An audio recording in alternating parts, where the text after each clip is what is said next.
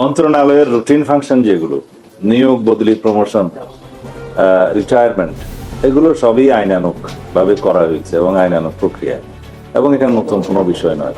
আর পদ সৃজনের প্রয়োজন হলে মন্ত্রণালয় পদ সৃজন করতে পারে জনপ্রশাসন মন্ত্রণালয় এবং অর্থ মন্ত্রণালয়ের অনুমতি সাপেক্ষে, অনুমোদন সাপেক্ষে। সেটা যখন যেখানে প্রয়োজন হয় আমরা করি। আর অন্যান্য বিষয়গুলো খুবই স্বাভাবিক এবং রুটিন বিষয়। এগুলো ডিপার্টমেন্ট যাচাই বাছাই করে নির্ধারণ করে।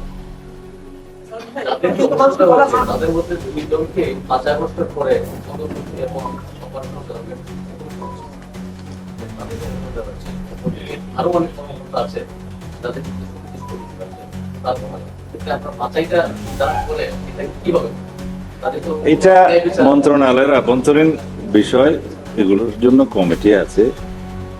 যাদের বিরুদ্ধে অভিযোগ আছে, অভিযুক্ত অনেকের বিরুদ্ধেই আছে, এগুলো যাচাই বাছাই করা হয়।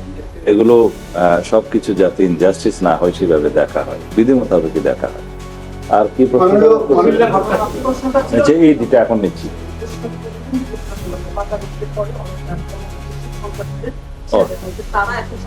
ওইটা হ্যাঁ না, 5ই আগস্টের পরে অনেক শীর্ষ সন্ত্রাসী এবং অনেক দাগী আসামি জেলখানা থেকে বেরিয়েছে, আমরা তখন লক্ষ্য করেছি। এটা তারা জামিনে বেরিয়েছে, এটা আদালতের বিষয়। তো কিভাবে বেরিয়েছে, আদালত কেন জামিন দিয়েছে, সেটা আদালতেরই বিবেচ্য বিষয়, আমাদের কোনো বিবেচ্য বিষয় না। আমি জবাব দেওয়ার আগে যদি মাঝখানে আরেকটা বলতে তো হয় না। এখন তারা যেহেতু তারা স্বভাবগত অপরাধী বলে অনেকেই চিহ্নিত, তারা সমাজে বিশৃঙ্খলা সৃষ্টি করবে, অপরাধ সংগঠন করবে, এটা একটা মানে স্বাভাবিকভাবে আমরা ধারণা করতে পারি। কিন্তু পুলিশ কোনো অ্যাকশন নিতে গেলে সেই ক্ষেত্রে আমাদেরকে আইনানুগভাবে যেতে হয়, এবং কারো যদি অভিযোগ থাকে, থানায় মামলা থাকে, সেটা তদন্ত করে যেতে হয়। আর যেগুলোর কথা আপনারা বললেন যে একজন শীর্ষ সন্ত্রাসী নিহত হয়েছে, সেই বিষয়ে পুলিশ তদন্ত করে দেখছে, এবং সে শীর্ষ সন্ত্রাসী হোক আর যাই হোক, হত্যাকাণ্ড মানেই হত্যাকাণ্ড, সেটা আইনের আওতায় বিষয়ে আসবে। কেউ যদি সেই বিষয়ে মামলা দায়ের করে অথবা পুলিশ ইউডি মামলা করে, সেটা তদন্ত হবে। এটা স্বাভাবিক প্রক্রিয়া, এখানে ব্যতিক্রম হিসেবে দেখার কোনো কারণ নেই।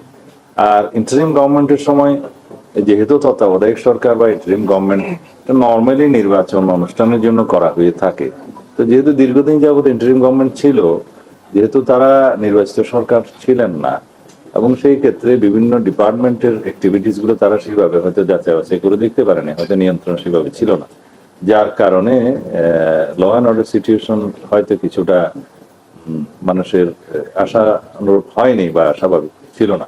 এখন ইনশাআল্লাহ একটা পলিটিক্যাল গভর্নমেন্ট এস্টাবলিশড হয়েছে, একটা গণতান্ত্রিকভাবে সুষ্ঠু নির্বাচনের মধ্য দিয়ে, ট্রান্সপারেন্ট নির্বাচনের মধ্য দিয়ে আমাদের জনগণের ম্যান্ডেট আছে। তা আমরা আইনানুগভাবে একেবারে যথাযথ প্রক্রিয়ায় আমরা সবকিছু ব্যবস্থাপনার চেষ্টা করছি। এক্ষেত্রে পুলিশও ব্যতিক্রম নয়। আমরা আশা করি আপনাদের সহযোগিতায় এবং দেশবাসীর সহযোগিতায় আমরা একটা সার্টেন লেভেলে নিয়ে যেতে পারবো, যাতে জনগণের স্বস্তি থাকে এবং জনপ্রত্যাশা পূর্ণ হয়। তো যেহেতু আমরা উত্তরাধিকার সূত্রে এমন একটা ফ্রেজাইল অবস্থায় আমরা এই অর্গানাইজেশন গুলো পেয়েছি, এগুলোকে আবার রিঅর্গানাইজ করা, ডিসিপ্লিনে নিয়ে আসা, ইন অর্ডারে নিয়ে আসা একটু সময় সাপেক্ষ। আমার আজকে মিটিংয়ে একটা কোশ্চেন সুনির্দিষ্ট যে রোহিঙ্গাদেরকে পাসপোর্ট দেওয়ার একটা সিদ্ধান্ত হয়েছে, 22,000 রোহিঙ্গাকে পাসপোর্ট দেওয়া হয়েছে। আর সেই বিষয়ে সমস্যা, আজকে কোনো মিটিং ছিল না, না এটা নিয়ে তো পাসপোর্ট এই বিষয়টা আজকের কোনো আলোচ্য বিষয় ছিল না। আমাদের আজকের আলোচ্য বিষয় ছিল রোহিঙ্গা ক্যাম্পের ভিতরে আইন শৃঙ্খলা পরিস্থিতি নিয়ে কাজ করা, মাদকদ্রব্য, এই সমস্ত বিষয়ে আমাদের যে অপারেশন, এগুলো সমন্বিতভাবে পরিচালনা করা। এবং সারা দেশের মতো পরিস্থিতি কিন্তু কক্সবাজারের টেকনাফ উকিয়াতে না, ওখানে কিছু ব্যতিক্রম ধর্মীয় বিষয় আছে। প্রায় 12-14 লক্ষ রোহিঙ্গা শরণার্থী ওখানে আছে। আমরা বলি যে মায়ানমার ন্যাশনাল যারা ডিসপ্লেসড হয়েছে আর কি, ফরেন ন্যাশনালস যারা ডিসপ্লেসড হয়েছে মায়ানমারের নাগরিক, তাদের ক্ষেত্রে বিস্তারিত ম্যানেজমেন্ট এবং ক্যাম্পের অভ্যন্তরে শৃঙ্খলা রাখা, তারপরে ফেন্সিং এর বিষয় আছে, মাদক দ্রব্য যে পাচারের ঘটনা বা যে চোরা কারবারি, এই সমস্ত বিষয় নিয়ে আমরা কিভাবে ব্যবস্থাপনা করতে পারি সমন্বিতভাবে সমস্ত ডিপার্টমেন্ট গুলোকে নিয়ে, সরকার ইন্টেলিজেন্স ডিপার্টমেন্ট গুলো, আইন শৃঙ্খলা বাহিনীগুলো এবং প্রশাসন সবাই সমন্বিতভাবে যাতে এটা কার্যক্রম চালিয়ে যেতে পারে সেজন্য একটা সেল গঠন করা আছে। সেই সেলের অ্যাক্টিভিটিস নিয়ে আমরা আলোচনা করেছি যাতে আমরা সুসমন্বিতভাবে ক্যাম্পের ভিতরে বাইরে ব্যবস্থাপনা করতে পারি। এই বিষয়গুলো আলোচনা হয়েছে, এগুলো এখানে সিদ্ধান্ত আকারে বলার মতো কিছু নেই। কুমিল্লাতে একটা ঘটনা হয়েছে, আমি গতকালকে শুনেছি, এবং এই বিষয়ে একজনকে আটক করা হয়েছিল, পরে তাকে বন্ড নিয়ে ছেড়ে দেওয়া হয়েছে। এই বিষয়টা ছিল সম্ভবত একটা বাস স্ট্যান্ডের বা বিভিন্ন রকমের যানবাহন, ছোট বড় যানবাহনের একটা স্ট্যান্ডের ইজারা নিয়েছিল, এবং ইজারার যে টাকা নির্ধারণ করা আছে তার চাইতে সম্ভবত বেশি আদায় করছিলেন। এই কমপ্লেনের ভিত্তিতে জনগণ কমপ্লেন জানালে থানায় তাকে ডাকা হয় এবং সেখানে বন্ড নেওয়া হয়। তারপরে বাস স্ট্যান্ডে ওখানে সাইনবোর্ড দিয়ে কোন যানবাহনের জন্য কত ফিস নির্ধারিত সেটা টানিয়ে দেওয়া হয়। তারপরে জনগণের সাথে কথা বলে পরিস্থিতি শান্ত করে তাকে ছেড়ে দেওয়া হয়েছে।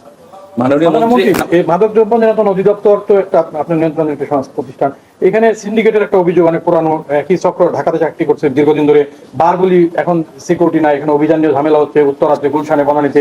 এটা নিয়ে আপনি কোনো নির্দেশনা আছে কিনা যে ঢাকাতে একই গ্রুপ বারবার দীর্ঘদিন ধরে চাকরি করছে? এটা আপনার মতে হয়তো তাই, আমরা এখনো পর্যন্ত রিঅর্গানাইজেশনে আছি, আমরা রিসাফল করব, এবং যেটা মাদক দ্রব্য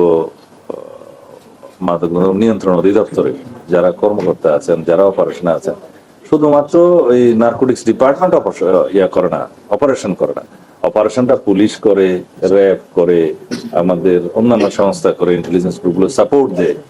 এই হিসাবে আমরা দেশে মাদকের যে সরাসরি হয়ে গেছে, এবং এটা একদিনে হয়নি, এই অবস্থা থেকে আমরা নিষ্কৃতি পাওয়ার জন্য খুব জোরালো অভিযান পরিচালনা করছি। আপনারা সাংবাদিক হিসেবে আপনাদের নিশ্চয়ই এটা খবর পাওয়ার কথা, প্রত্যেকদিন আমাদের এই বিষয়ে অগ্রগতি আছে। মাদক, তারপরে অস্ত্র, চাঁদাবাজি, এই সব বিষয়ে আমরা একই সাথে যৌথ অপারেশনও করছি, আবার পুলিশ নিজেরা অপারেশন করছে, র্যাব অপারেশন করছে, মাননীয় মন্ত্রী, অগ্রগতি আছে। এগুলো নিয়ে কি বিশেষ কোনো অপারেশনের প্ল্যান আছে? এগুলাই তো বিশেষ অপারেশন করছি, মে মাসের 1 তারিখ থেকে আমরা শুরু করেছি, সারা দেশেই চলছে। তা এখন মাদকের সাথে যারাই জড়িত, তা ব্যবহারকারীকে না ধরে আগে যারা মাদক ব্যবসার সাথে জড়িত, যারা বড় চোরাচালান করে, সীমান্ত দিয়ে হোক, এখানে হোক, ভিতরে হোক, তাদেরকে আমরা আটক করার ব্যবস্থা করছি। এমনিতে যারা নেশা করছে তাদের তো ধরাটা ইজি, সেগুলো আছে। মাননীয় মন্ত্রী, আপনি গত কিছুদিন আগে কোস্টগার্ডের অনুষ্ঠানে বলেছিলেন যে জঙ্গি বলে কিছু নেই, বা ফ্যাসিস্ট সরকারের সৃষ্ট, এটা আমরা নিউজে করেছি। পাশাপাশি আমাদের তথ্য উপদেষ্টা বলেছেন এটা বিপরীতে গেছেন আর কি। তো এই ব্যাপারে আপনার বক্তব্য মাননীয় তথ্য উপদেষ্টার বক্তব্যের সাথে একটা অমিল পাওয়া যাচ্ছে। তো আমি মনে করি যে আচ্ছা, আমি কে? আমি স্বরাষ্ট্র বলছি। তা আমি যেটা বক্তব্য দিয়েছি ওইটাই তো আপনারা ছাপিয়েছেন।